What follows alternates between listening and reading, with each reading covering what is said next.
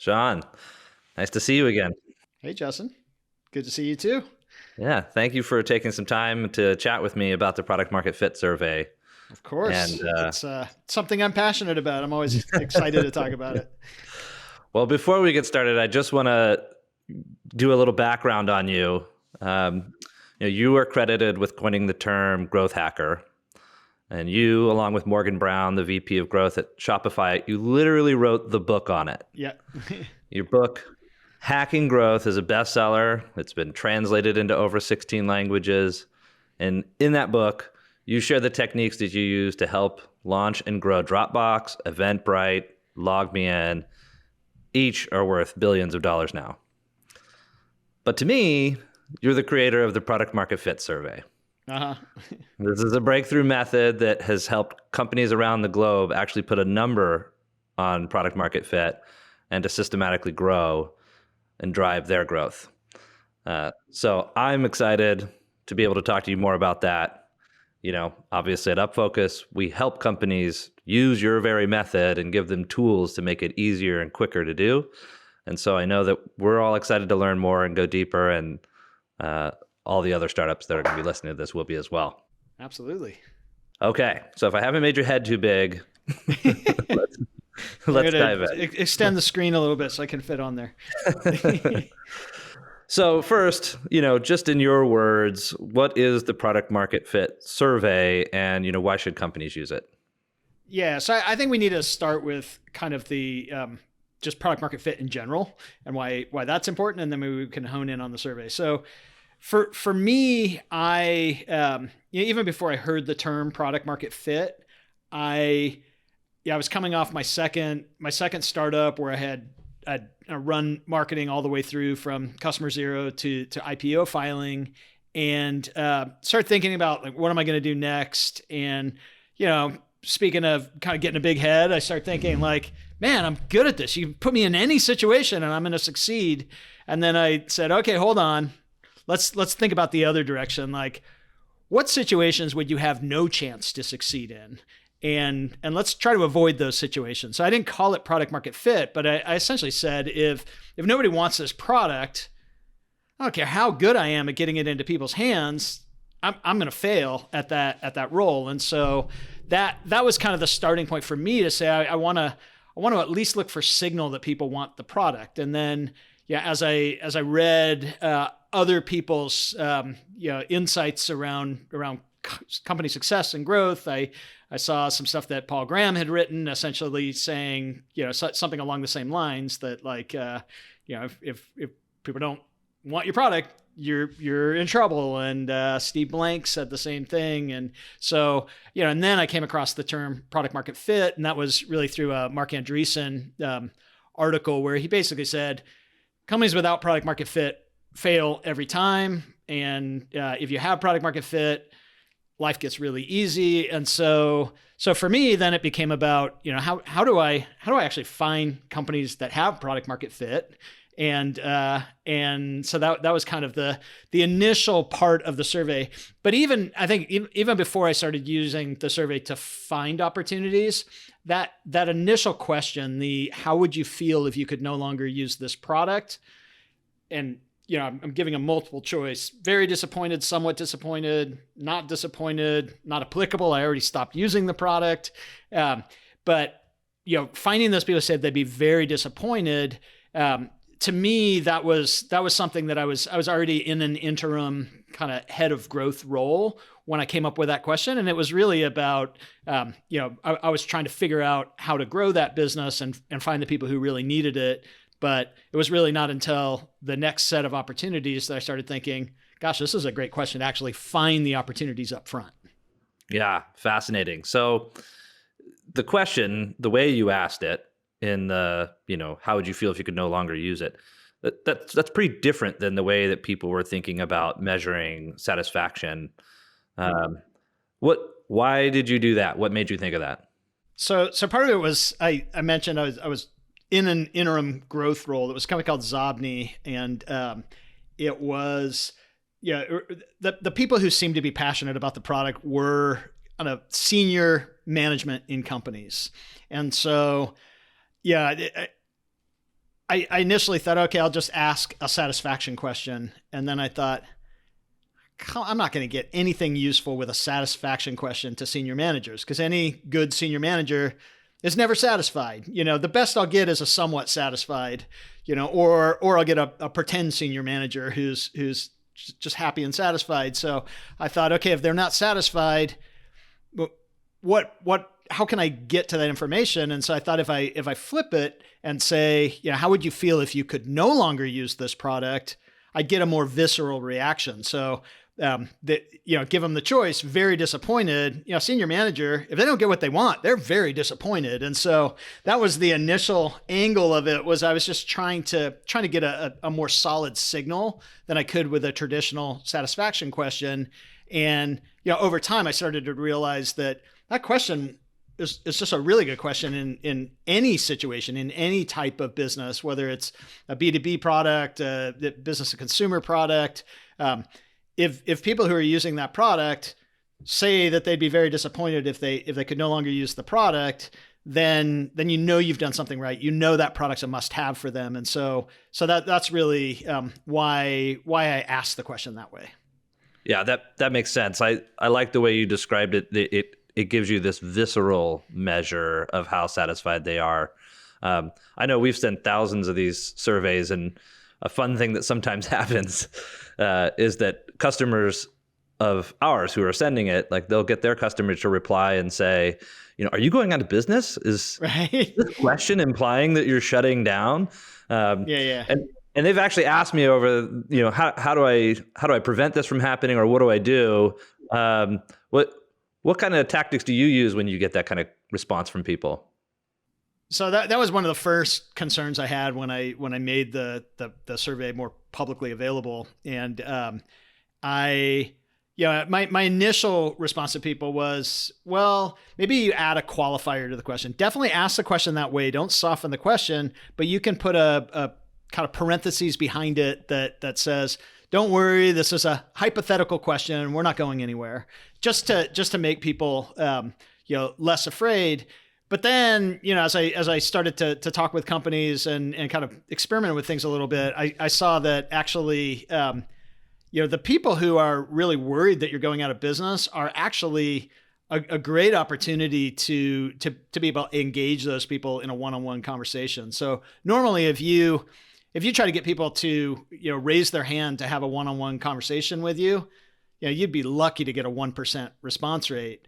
But now you have someone saying, wait a minute, well, I just read this. What's going on? And they're a bit panicky. You can look like you're providing great customer service to say, here's my number. Let me explain what's going on. And now you're developing a relationship with someone who definitely considers your product a must-have, cares enough to panic when they see that question. You actually strengthen things by addressing it that way, and then you can explain, just as I said before, this is a hypothetical question. We're trying to figure out how important this is to people, and for those who it's important for, we're trying to learn more about those people and how the product benefits them. Yeah, in many ways, we're looking for people like you. The response you gave is, that's such a humbling response. Like, thank you so much for that you love our product that much, and we'd love to just chat more with you. Is such a smart way to take that opportunity and really amplify it into something maybe even more meaningful for the customer and you. Yeah, because particularly if you can have that conversation, there's so much more context that you can get around how they're using the product. What were they doing before? Why did they decide to try it in the first place? And you can just really start to dig deeply into one person that truly loves your product, and that's the best way to finding a lot more of those types of people. Yeah, awesome. So one of the key concepts of this also is that you talk about the 40% mark, right? That you want 40% of people to answer the question that they would be very disappointed to lose your product. Originally, that was a filter for you to know, are you ready for growth or not? Yeah, exactly. I was looking for my next opportunity to help take a company to market once they had their product validated. And so, yeah, that was a great way to, if you don't mind, I'll just add a little bit more context just on that piece, because I think it's kind of interesting that I learned pretty quickly that founders do not like it when you tell them that their baby is ugly. And so that's the fastest way to make an enemy. So I actually kind of came up with the 40% as sort of self-serving in a couple of ways. One, it was something that, it helped me know that this was a company I could actually help and be successful with. And because equity was a big part of my compensation, I want to make sure that I was coming into a situation where I could help them. But then secondly, I didn't have to tell them their baby was ugly. I could actually turn it the other way and say, you know what? I would be doing you a disservice right now if I tried to help you grow. You would be wasting your money. The best thing you can do is, we just ran this. You're at 16% of your users say they'd be very disappointed without your product. Work on getting that to 40%. And I'd even coach them like, this is how you can do that. Build relationships by coaching them through that, so that when they do get to the 40%, I was in a better position to be able to work with them. But it turned out that 40% became this like great focusing metric to help the team really say, once we hit that benchmark, then we can start flipping into growth mode. And all the coaching that I did would really help them get on the right track there. Yeah, and obviously one level of that is success for yourself if your equity is part of your compensation. Yeah. But for other companies, what's the danger of starting to focus on growth before you hit that 40% mark? Yeah, and that's pretty well stated by a lot of people at this point. There's been a lot of research into why startups fail, and the number one reason is that they try to scale without product market fit. And if you actually just kind of do the math on it, you can start to understand that, the survey is sort of a shortcut to being able to figure out if you've got signals of product market fit there. But the best signal is really, do people keep using the product? So studying retention cohorts, if you have 100 people try the product and 3 months later, 0 of them are still using the product, pretty quickly, if you're trying to grow, you're going to get to the point where you're losing people faster than you're adding people. And so growth just becomes impossible. Now, there's a couple of exceptions to that. You might have a dating site, for example, that's a temporary, maybe Tinder might be more of a hookup site that you can use in the long term. But if it's like find my partner for life kind of site, once it serves that need, then people aren't going to keep using that product. And so, But still, product market fit as a concept applies there. It's just measured a little bit differently. It's just really how well does it perform the job that you're hiring that product to do. And so the ultimately, if you don't have product market fit, just the numbers, if you model it out, growth is impossible without it. And so, but there's a number of other things to think about with that. Once you try to grow, the business gets a lot more expensive. So you have to hire customer service people. You start hiring, maybe if you're B2B, salespeople. You got marketing. You've got ops and engineering. And so your headcount goes way up. You might be spending money on marketing. And so all these costs and competing priorities are going up, and your product can't even support growth yet. And so that's part of the reason why it ends up putting you out of business, where if you say the most important thing right now is to get our product to a point where it's a must-have for a market that we're trying to target, and if it's a must-have for that market, then we know we can think about all those other things. So that's really why it's important to get to product market fit. That you'll probably put yourself out of business if you try to grow without it. Fair enough. The 40% number, did you start with that, or is this something that over time became clear? Is it a magic number?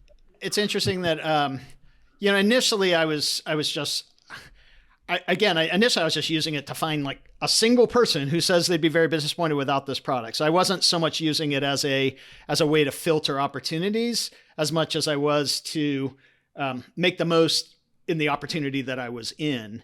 But once I started to use it for filtering opportunities, I gave it to a lot of companies and just said, just run this and you'll start to kind of understand if some people would be very disappointed without your product. And so I started to get more and more numbers. At that point, there just weren't a lot of people who were focused on that early stage growth and just specializing in that. And so I was having, at one point, like 2 or 3 new VC firms reaching out every week and saying, hey, can you work with some of our companies? And so I had a lot of people coming in, but most of the time they wanted me to work with their problem companies, the ones that either didn't have product market fit or it stalled in growth later on. And so, but still, it gave me the opportunity to have a lot of those.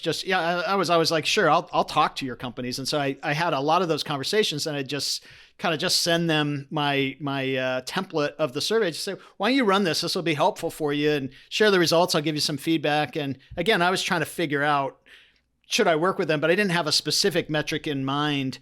But once I had run it across 100 companies, and I even started to kind of get a sense for it around 30 or 50 companies, it became clear that at a certain point, like when like half the users are saying they'd be very disappointed without the product, those companies did pretty well. Even if I didn't work with them, they did pretty well. And then the companies where it was like single digits, like very low percentage saying they'd be very disappointed, most of those companies were just languishing and just not getting anywhere. And so that's where I just started kind of trying to crunch the data. And over time, now it's been like tens of thousands of results that have kind of given me more insights into it. But at the time, it's probably closer to 100. And so I started to see it was somewhere around that 40% that companies had a really good fighting chance of success with growth, and less than that 40%, they were really struggling. So I got a different story of, like, I had one company that was at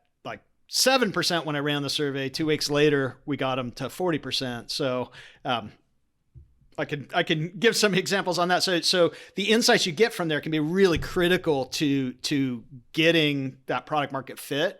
But so do I actually think that 40% is the right number? It's probably way more nuanced than that. It's part of it. I continue to learn myself, and my podcast, we interview the fastest growing companies, so I get a lot of insights into experiences beyond just my own. And then in the Go Practice program, which is a program where I teach growth, my partner in that program brought a bunch of data to me that showed the retention cohorts by individual companies. And I don't remember where he got the data, but it was fascinating that, there's multi-billion-dollar companies that have 50% retention long-term on a cohort. And then there's other multi-billion-dollar companies that have 5% long-term retention.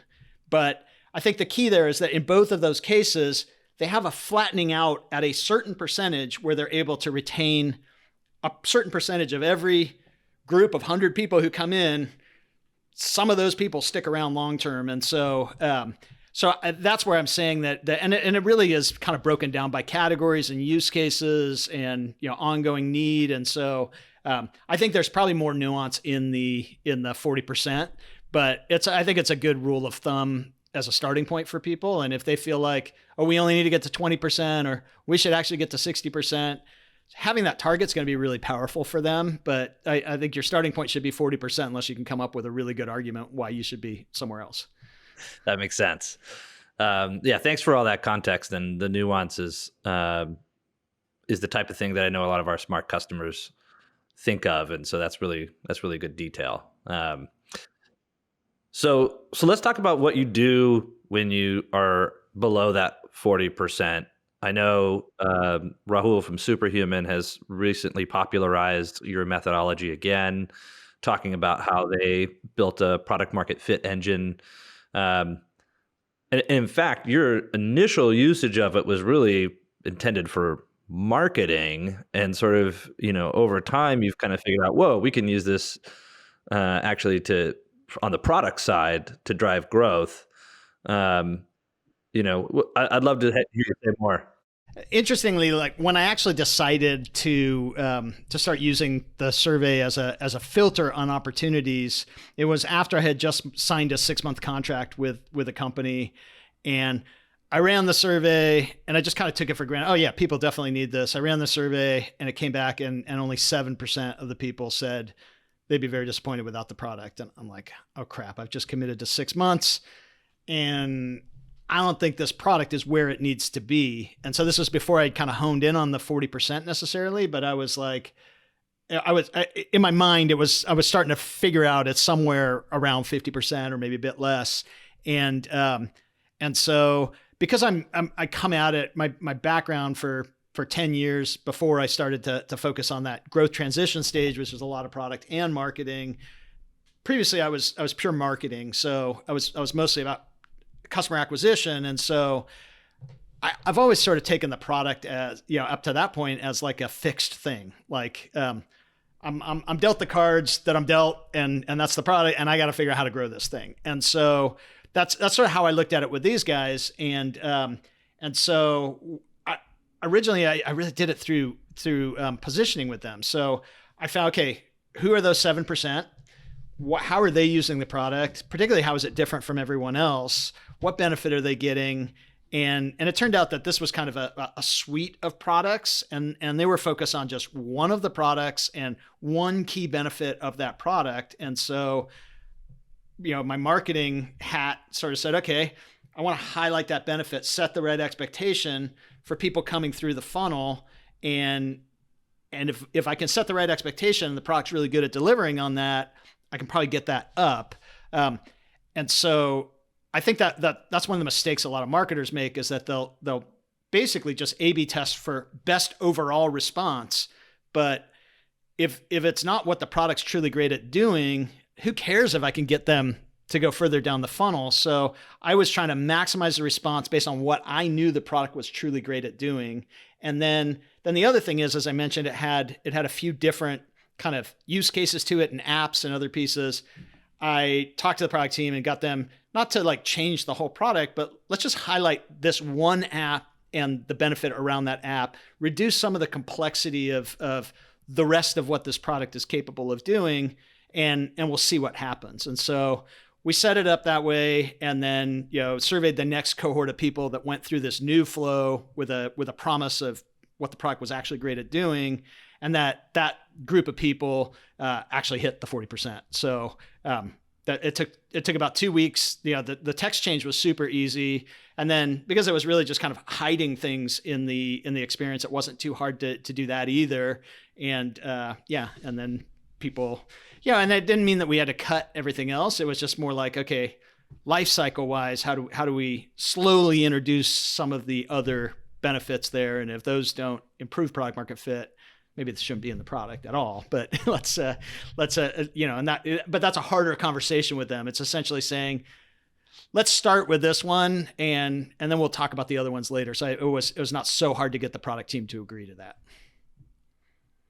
So to go back to the question of what Superhuman did differently. So they had one really interesting innovation. So for me, I've always focused on only people who say they'd be very disappointed without the product. And if they say they'd be somewhat disappointed, it's a nice to have for them. They're going to disappear. Screw them. Like I am only going to focus on feedback from the must-have users. And what Superhuman did was that they actually said, because my concern was if I start listening to feedback from the other people, they're going to ask for other stuff. I may get it right for them, and then I may screw it up for the people who'd be very disappointed without the product. So it was, I had some logic to the way I was approaching it, but they came up with a really good fix to that, which was basically, we are going to listen to feedback from people who'd be somewhat disappointed without the product, but only feedback from people who are focused on the same benefit that the must-have users are focused on. So anyone who says it's a nice to have that's focused on a different benefit, we'll ignore those guys, but we'll build our product roadmap based on people who say it's somewhat important to them. They'd be somewhat disappointed they could no longer use it. And then, okay, what's missing? What would it take to get it to a must-have experience for you? And then they got some good ideas on the product roadmap of things to try. Wow, interesting. So I don't think I realized that the somewhat was originally part of what you maybe ignored. So That's really interesting to learn that. Yeah, and again, it's through my marketing hat of essentially saying I'm looking at the product as really a fixed. Even in that case that I told you before, the product was fixed. It was just how you introduce people to it. What do you show them first that I was trying to change? But I still was kind of thinking of this like the other part's there's going to be a slow evolution of core product where you can very quickly evolve positioning and onboarding. And so, but the slow evolution obviously is really important. If you don't have product market fit, obviously the approach that I recommended where you start with the positioning and onboarding, that's way faster. That could be 2 weeks, where it may be 6 months or more to improve the result in the way that Superhuman has laid out. But if you don't get where you need to go with what I've said, then you're kind of just stuck. And so I really like the addition that the Superhuman team made in figuring out how can you guide product development with these insights. Yeah, that's takes me to this next part, which is that ultimately it can be challenging to process the results, like getting the input, getting that feedback.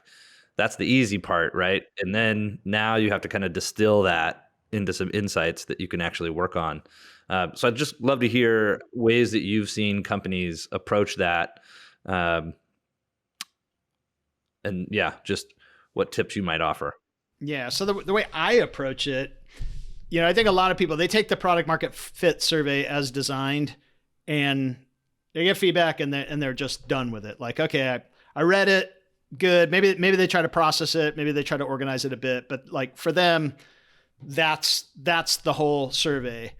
When I was at Dropbox, I ran a different survey every single day for the first 60 days. So I took the private beta users. I came the week that it became publicly available. I took the private beta list, broke it into, active private beta users, broke it up into a whole bunch of mini lists, and every day hit each of those lists with a new survey, because what I learned in the previous one would bring up twice as many questions as I had going in. And so it just like every survey led to the next set of questions, led to the next set of questions. And so the product market fit survey that I published in the past, it essentially is 8 questions. Most of them are open-ended questions.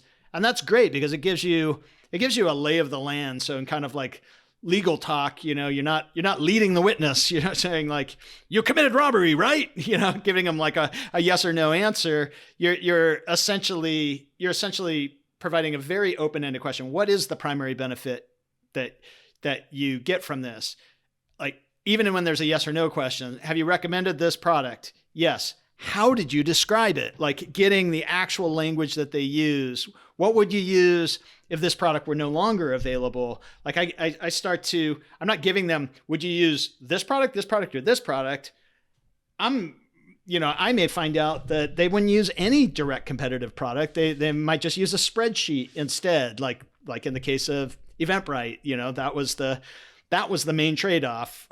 If you weren't using Eventbrite, you weren't going to go to a different direct competitor. You're just going to organize your events using spreadsheets. And Salesforce, there's a lot of businesses that are kind of spreadsheet replacement businesses. So I think that's the benefit of asking these as open-ended. But over time, I start to structure how I collect the information in more multiple choice questions to just kind of get the signal from the next group of people. So I'm not going to get that much signal from the first group, but I'm going to have well-informed hypotheses to the answers to then build my multiple choice and essentially keep rolling it and just peeling back that onion and having even at the end of those surveys, if we have questions, would you mind if we followed up? And more than half the people say yes. And so if I can get direct conversations, that's gonna give me a lot more insights. And so yeah, that's how I find signal in what otherwise probably wouldn't have much signal. Got it. And it's important that companies ultimately run this. You were mentioning the companies that run it once. you're essentially trying to dial in your product market fit. So you need to do this with some frequency. I know you mentioned at Dropbox it might have been like almost every day.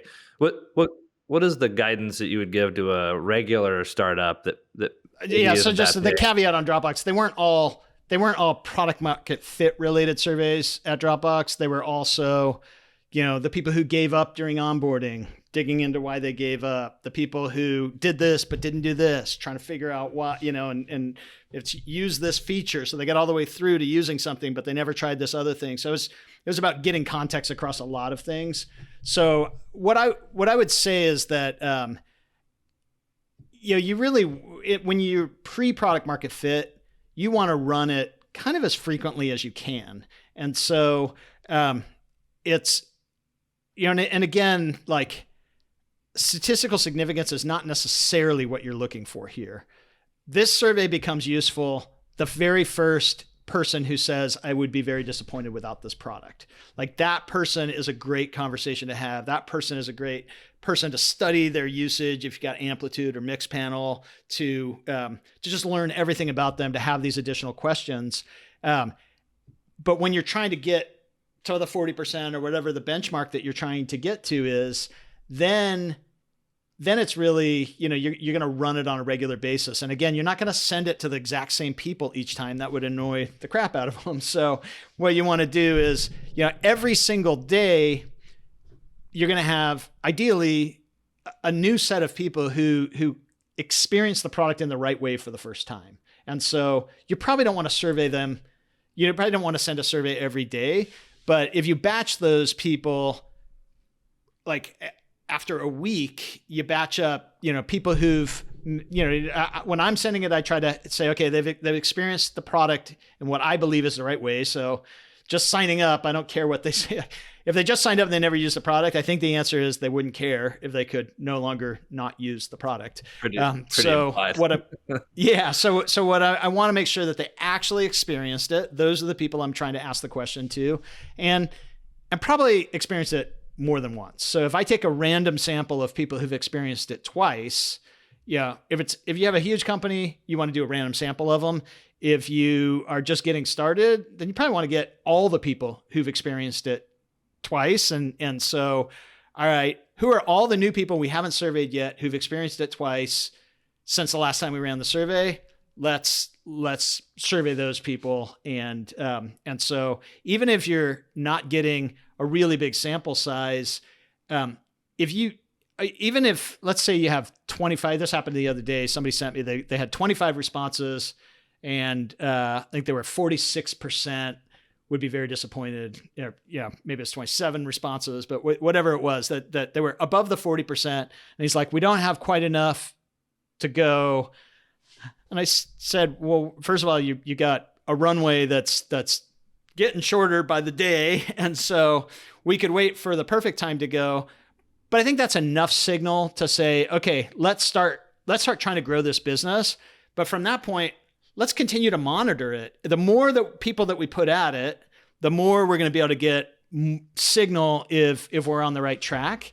And so maybe you pour some more people in there, and then a month later you get back and you're consistently in the mid 20% of people who are saying they'd be very disappointed.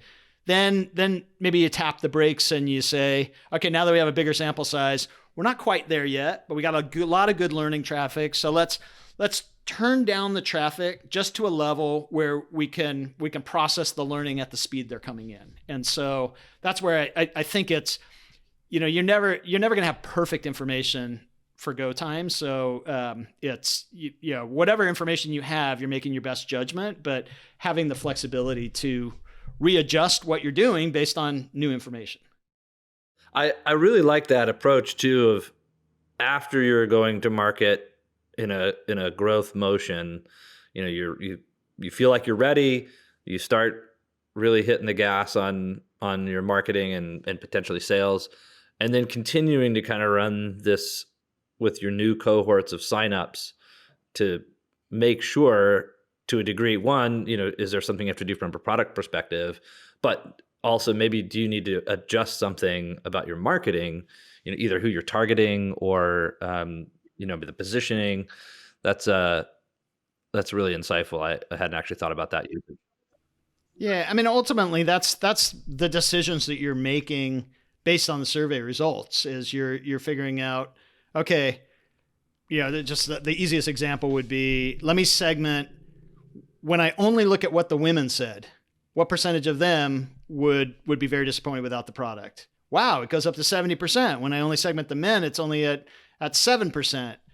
And there's some product like feminine products or women's fashion or something that might actually, there might be something that makes it more appropriate for one segment versus the other. But again, you could segment by age, by profession, by a lot of different things, or you could segment by intent. What need were they trying to solve coming in? And so what you're just trying to find is segments that really need it, and then understanding those segments. And so when you're actually doing the targeting, you don't want to acquire people who've indicated they don't need the product. That you want to get as much targeting into people who you think have that need for the product. And as you get more of them into the mix, there's a good chance that you're going to improve the percentage that would be very disappointed without the product.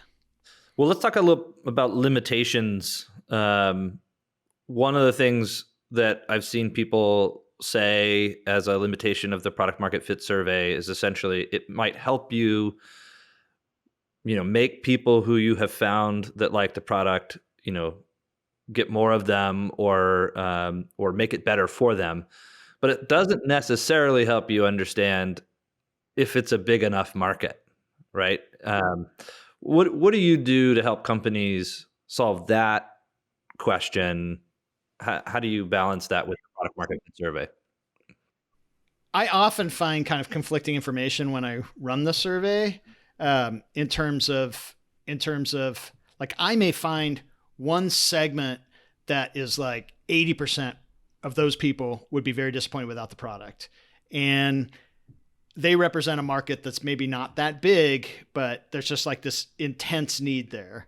And then if I segment the data another way, that I've got another group that like represents most of the users on the product, and it's still above 40%. Maybe it's like 42%, but it's got this, it really represents a much broader market need.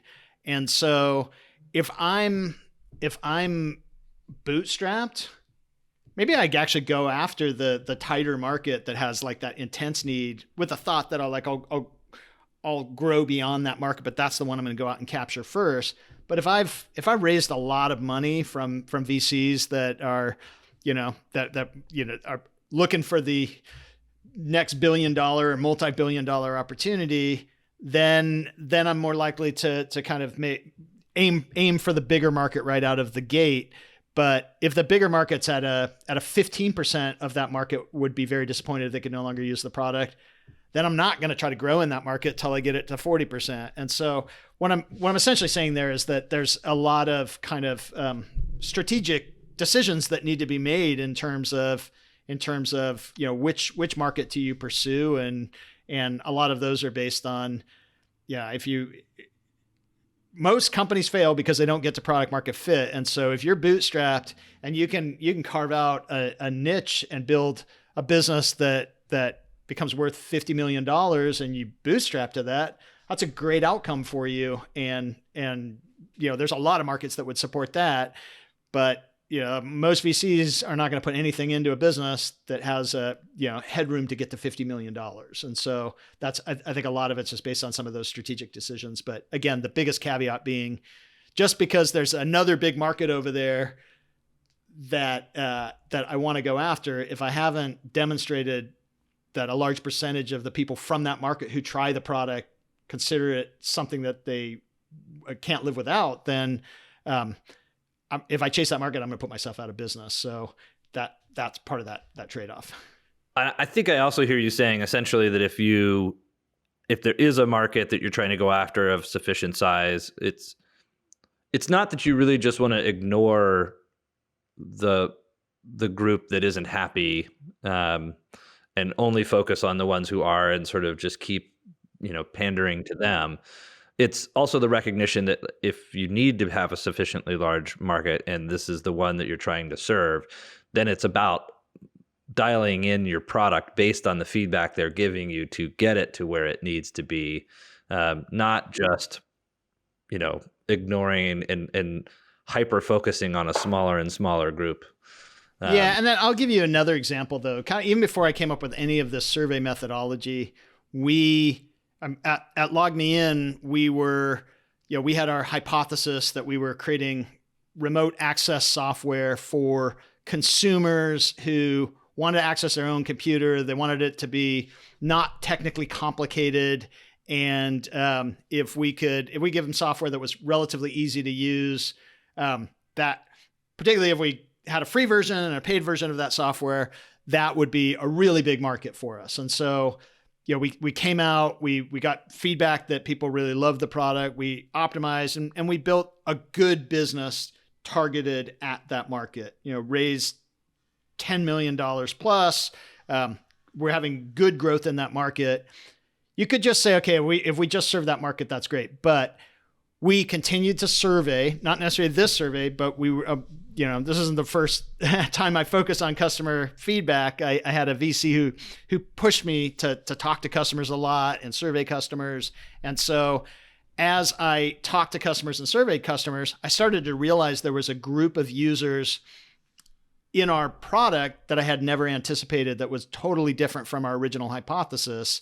And that wasn't a research experiment that we did on the side that we commissioned a university to run. That was just paying attention to who's using our product and what value are they getting from it. And it turns out that they were IT support professionals. And we would have said, oh, IT support professionals don't really care about the really easy to use. But they did because they were telling their customers to install the software so that they could then take remote control of the product. And so that was a use case the software worked really well for. We sort of crowdsourced that without necessarily intending to serve that use case. But once we understood it and then started to build more premium upsells for that particular use case, within a pretty short period of time, over half our revenue was coming from that use case. And so what I'm saying is, like, by being responsive and studying who's using your product and how they're using it, you often reach into those new markets without necessarily intentionally doing it. I'll give you one more example. At Dropbox, everything we were focused on was feedback that we were getting from our U.S. customers at the time. And so, when I first got there, I was there for 6 months in this interim head of growth role. When I first got there, not surprisingly, most of the users were in San Francisco and Boston. So kind of two pretty technical hubs. And one of the questions I would ask is, which best describes you? I like to be among the first to try cool new technology, or I only try things that I think are going to be useful for me. So I was trying to get a feeling if it's early adopters or not. And within a few months, it flipped to where Nebraska and Utah became our highest concentration of users. And it went from 80% being early adopters to 80% being, I only try things that I think will be useful for me. And then kind of studying the data, I realized that these early adopters on the coasts were influencers that helped drive adoption. They were the trusted advisors to people when they had a problem, and they would recommend it. That's not all that surprising. What was surprising to me was I was still very US focused, but I got invited to speak at a conference in Japan.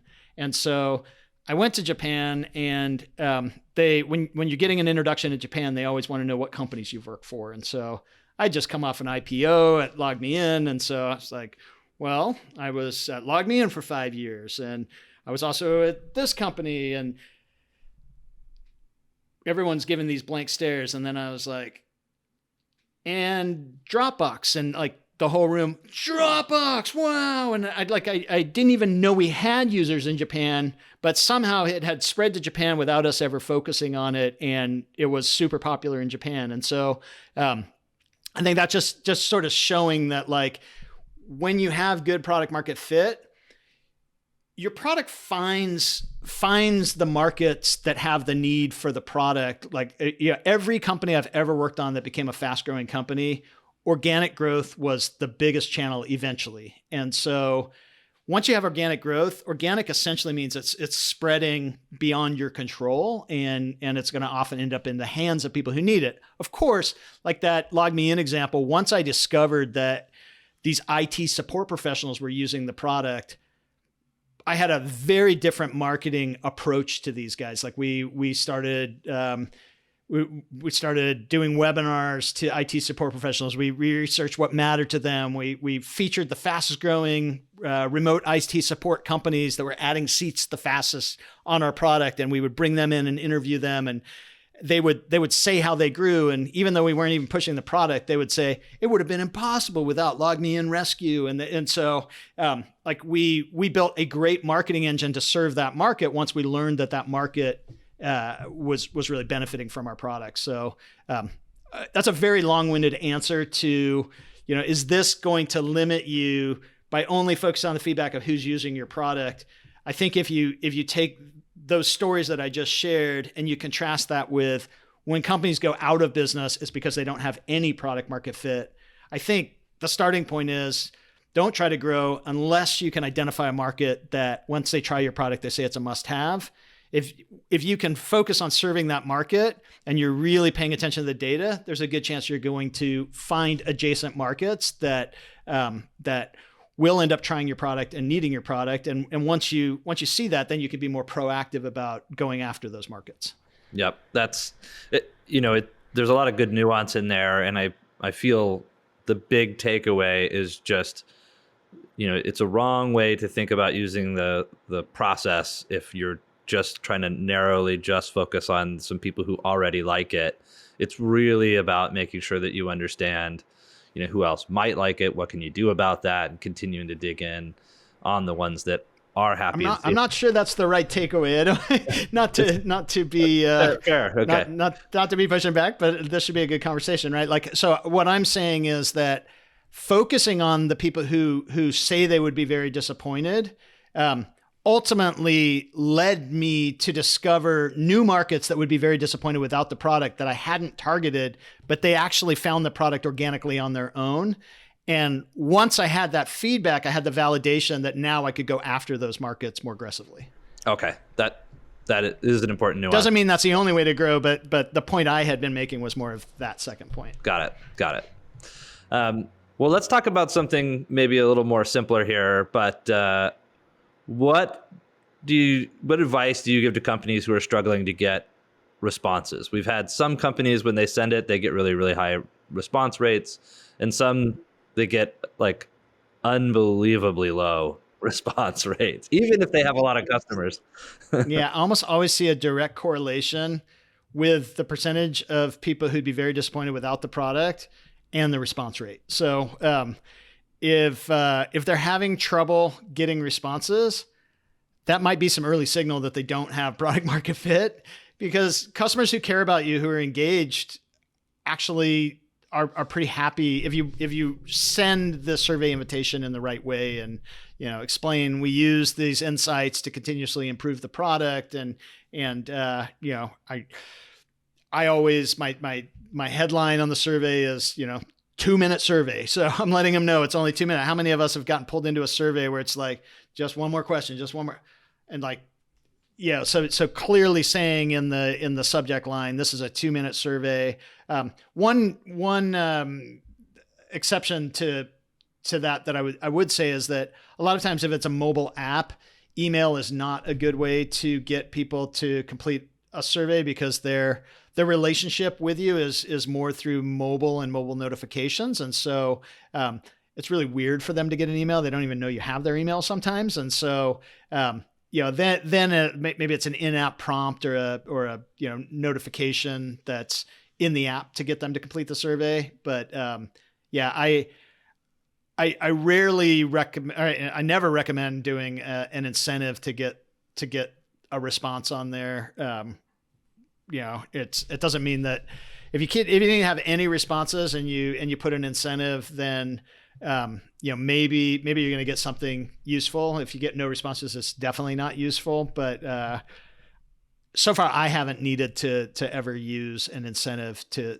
Again, I only need one response that says I'd be very disappointed to start having some actionable information, and so that takes you a lot further away from just the guess of I'm building something and I hope people will like it. Like I found one who actually says I'd be very disappointed without this. Then I get 2, then I get 5, then I get 100. And like over time you can make better decisions, but even feedback from one person is much better decisions than you can make just based on your own guesses. Yep. That makes good sense. And thinking about just whatever initial traction you're getting as, this is useful and build upon it. That makes good sense. Well, this has been a good interview, and I have one very important question, which is, what's next for Sean Ellis?